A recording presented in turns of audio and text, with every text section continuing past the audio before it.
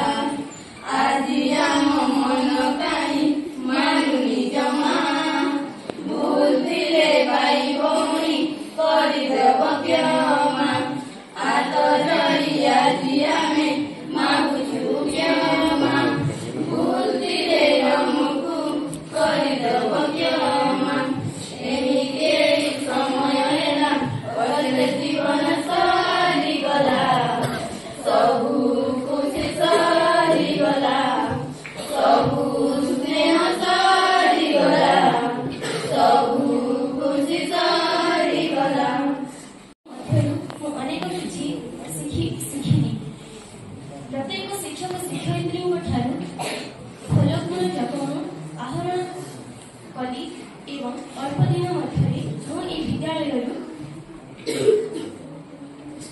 चली गोटे पक्षी जेपरी निज पोशाक उड़ी जाए पुणी थे निज पक्षी पोशाक फेरी आसे सेहीपरि आम घर को त्याग कर गोटे मंदिर को आसीथिलु एबे समय आसी जाए पुणी थे आम घर को फेरी जीवार यह अटकाई पारे ना आम हॉस्टेल जो समय प्रे करा जाए से समय षष्ठ नवम श्रेणी छात्री मानू जदि किसी भूल करिले कि कौन करिले आमे बुझाई थाउ से बुझाइबा समय जदि आमे किछि कोन भाषा रे किछि कहिथिलु तेबे हमको निश्चय क्षमा करि देबे। मु आज बहुत खुशी जे बनश्री मैडम आम विद्यालय रे जानिछन्ति सिना बनश्री मैडम जो समय रे विद्यालय रे थिले हमको अनेक किछि सिखाइछन्ति। लता मैडम गीत गाइबार शैली किपरि गाइले केमती हम बोली अनेक किछि शिखाइछन्ति। मैट्रन मैडम संध्या समय जो समय आम प्रे करूँ आम भविष्य में हम कौन करें किपरि आम रही पारिबा से संपर्क में अनेक किछि बुझाइछन्ति।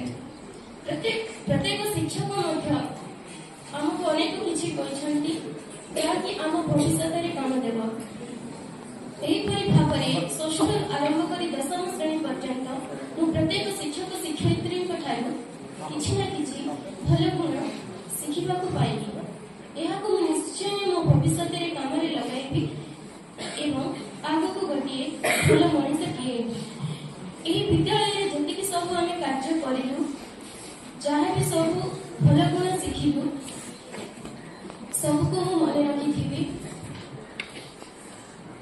जदि कौन से शिक्षक शिक्षयित्री ठाने मु किछि भूल करि दे थाए मते निश्चय क्षमा करि देबे। जीवन में जहाँ कि आसले समालोचना करहब आम श्रृंखला रखिब ता आसिक जाऊँगी विद्यालय 5 वर्ष पाठ पढ़ी स्कूल में मत शिक्षक शिक्षयित्री बहुत बड़ गुण शिखाई आम श्रेणी शिक्षक आमको मैथ पढ़ाते से भल भाव बुझे साइंस पढ़ाते भल भाव बुझाते नायक साहब आमको इंग्लिश पढ़ाते भल भाव बुझाते बुझिपारे आउतर पचारि बुझे शिवगुरु ब्रह्म सार आमको लाइफ साइंस पढ़ाते भल भाव बुझाते। दशम श्रेणी विद्याकालीन सभारे किछि कहिबार सुଯୋଗ मिलिथिबार मु निजको धन्य मन करूछि। एही स्कूल रे मु 2 वर्ष होला पाठ पढ़ी आसी एही एभली स्कूल मु केबे देखि नाही। एठारे मते अनेक कथा शिखिबाकू मिलिछि। एठाकार शिक्षक एवं शिक्षयित्री माने बहुत भल समस्त को स्नेह आदर करती।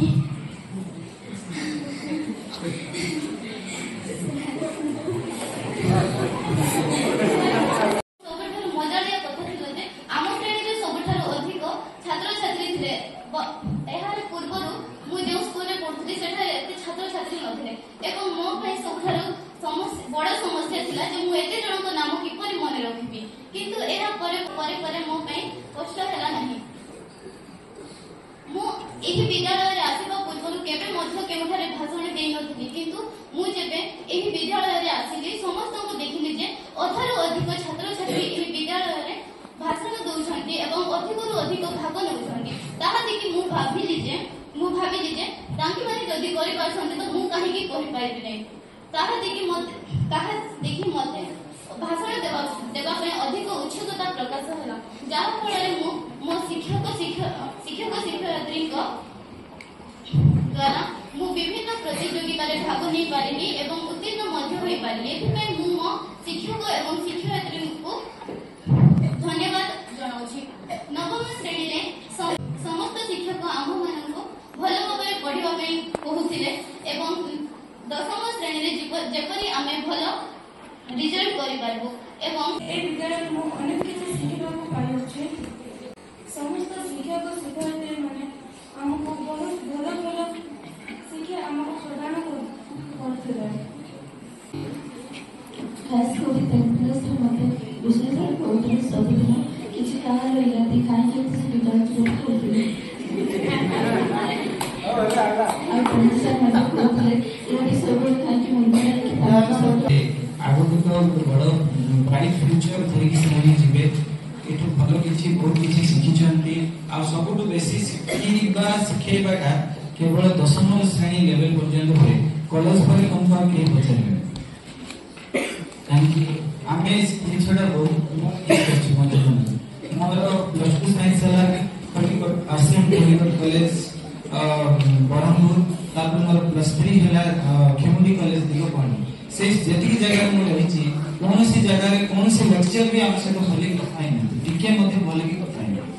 ଆମେ ତାଙ୍କ ପାଖରେ ବହୁତ ତାଙ୍କ ସହିତ ମିଶିବାର, ସବୁ ଜାଗାରେ କ୍ଲୋଜ ହେବାର, କିନ୍ତୁ ସେ ଆମକୁ ଗୋଟେ ନଜରରେ ବି ଦେଖୁନଥିଲେ।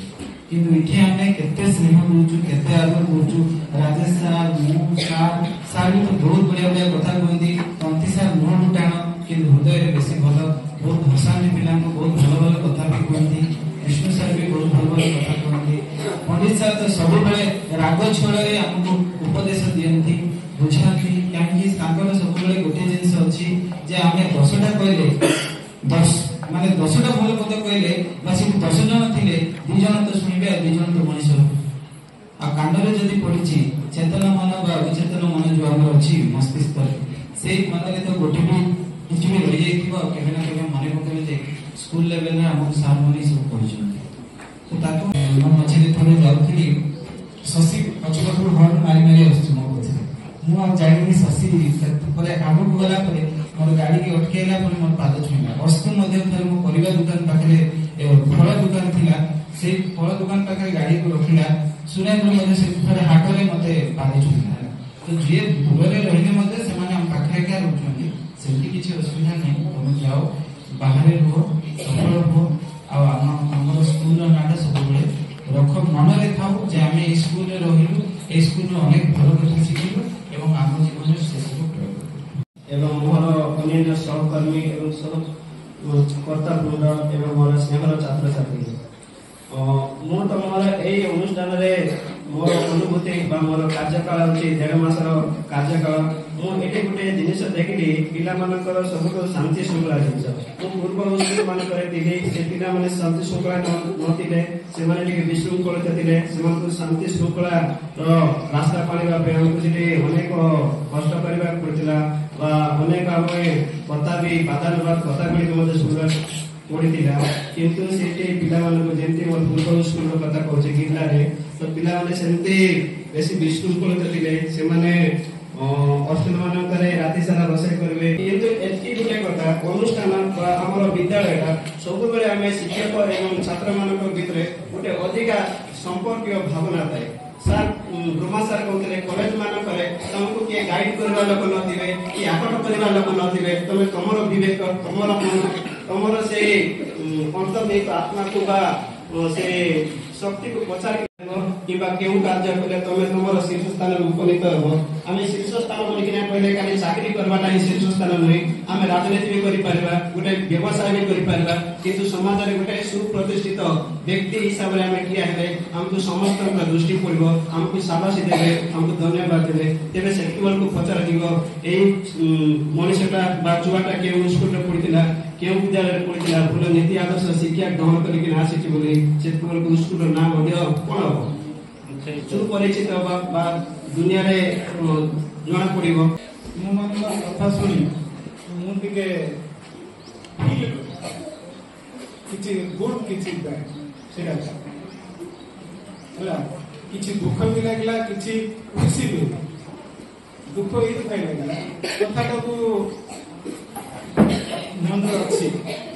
କଥା कथाटा मन में अच्छे खुशी कौन कर चैलेंज रूपे ग्रहण है चैलेंज अर्थात आम करके देखिए आम जमी भल रिजल्ट कर दरकार से चैलेंज ही मत दरकार थे मु चाहूली मो कथार गोटे जागृत हम किसी गोटे एक्शन हम से एक्शन टा जब तुम पाठ शुणिली बहुत खुशी तुम मन भितर से गोटे चैलेंज सृष्टि कर आम भी कर भल रिजल्ट कर आमर मेन एम कौन आम स्कूल जीवन मेन एम आमर भविष्य पीढ़ी फास्ट स्टेप हूँ एचएससी रिजल्ट जेकोसी क्षेत्र में एचएससी रिजल्ट तुम भल कॉलेज पाइब एचएससी रिजल्ट बदल भल गोटे जेकोसी जेकोसी काम सार कहला बेले आम चाहूँ जे समस्त पिला चाकरी करवा एत सहज नुह कि चाकरी करवा जरूरी भी नुह जड़े भल बिजनेस कर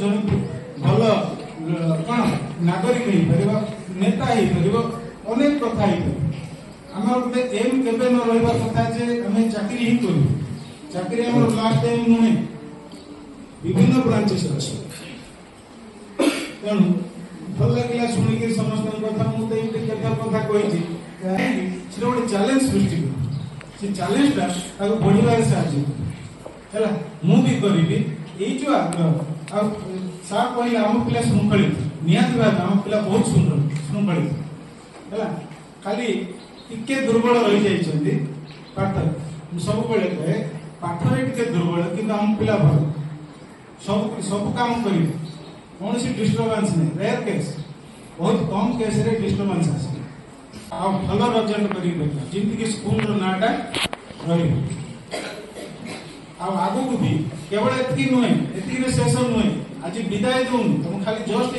गोटे गोटे जगह आउ गोटे जगह को स्थानांतर हम ये कौन स्कूल बाहर तुम कॉलेज जीव कॉलेज विभिन्न स्थान जीव तेणु मु आशा करी तुम भल पाठ पढ़ी गोटे प्रतिष्ठित व्यक्ति जेकोसी क्षेत्र समाज में तुम प्रतिष्ठा गौरव बढ़ो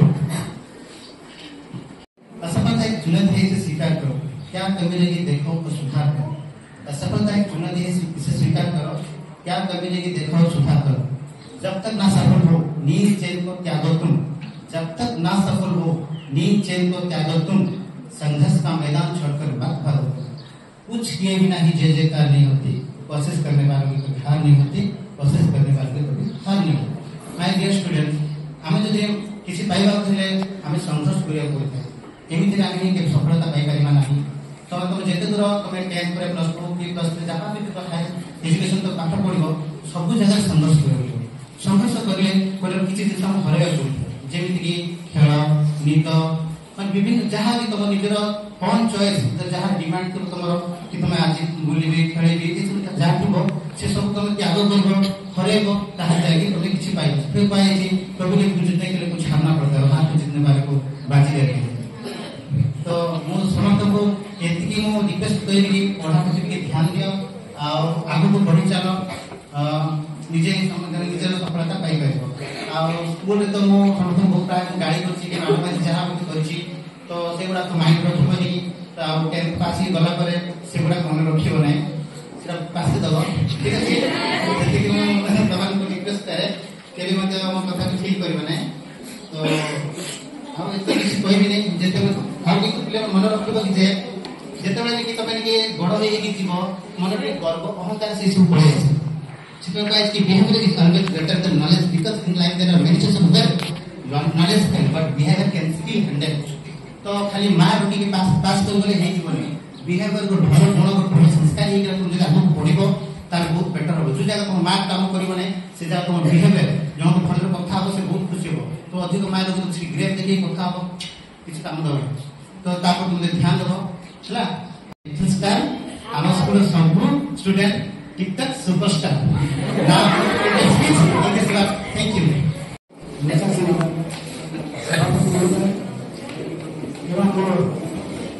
सहकर्मी बंधुगण नाम एक पाठ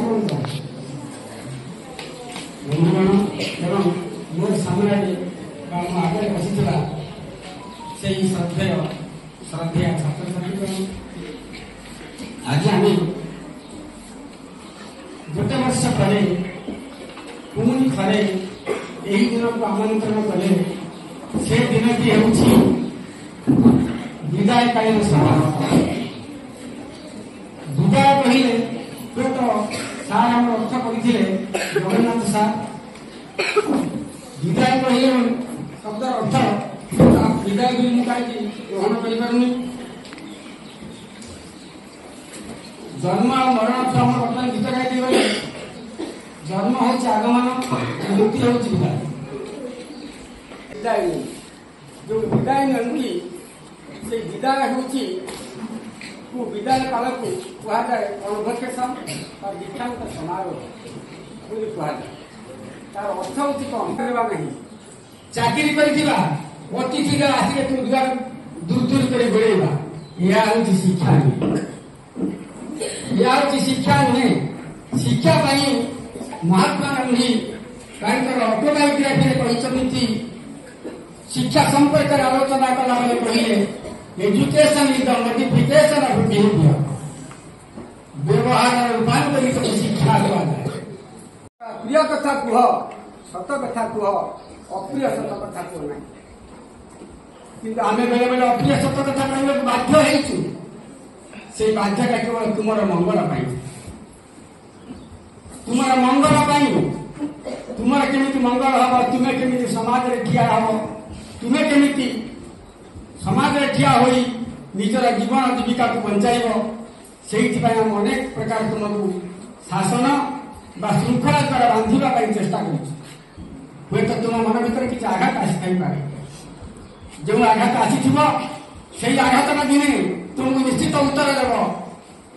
ନିଶ୍ଚିତ ଉତ୍ତର ଦେବ।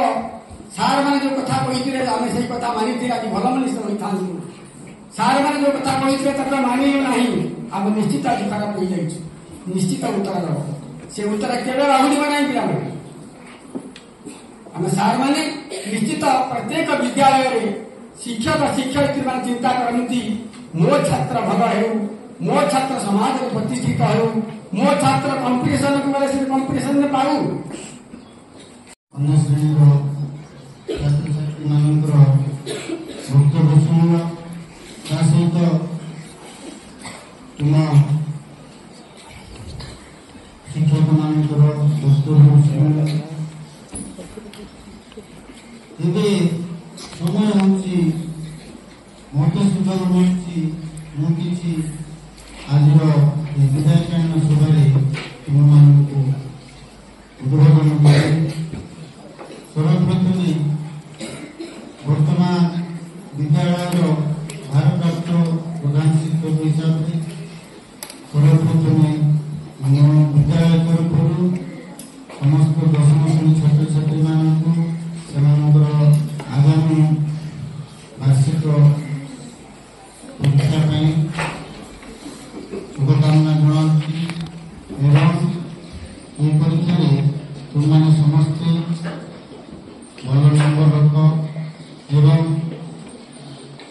तुम आगामी भविष्य में तुम्हें उच्चरू उच्च श्रेणी को जाओ, यह मोर कामना। पूर्व विशेषकर ये वर्ष जो दशम श्रेणी छात्र छात्री अच्छ से ठीक न्याय देने अनुरोध करे। तुम्हारे से अनुरोध कर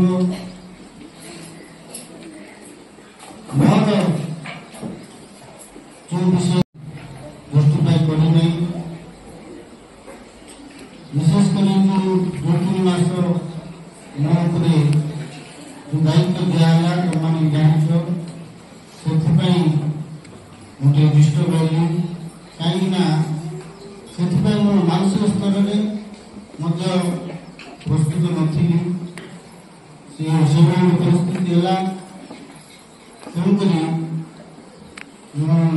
वर्षर छात्र छात्री मान निकट में निश्चय क्षमा प्रार्थी। जहाँ आशा करी तुमने मत क्षमा कर दो। किसी हासिल कर जदि आम कि आग को बढ़ार अच्छी, जदि आम कि उच्च स्थान पहुंचार अच्छी ତାହେଲେ ଆଜି ତମମାନେ ଯୋଉ ଶିକ୍ଷକ ମାନଙ୍କୁ ଦେଖୁଛ କେହି ମଧ୍ୟ ବିନା ପରିଶ୍ରମରେ ଏ ସ୍ଥାନରେ ଆସି ପହଞ୍ଚିନା।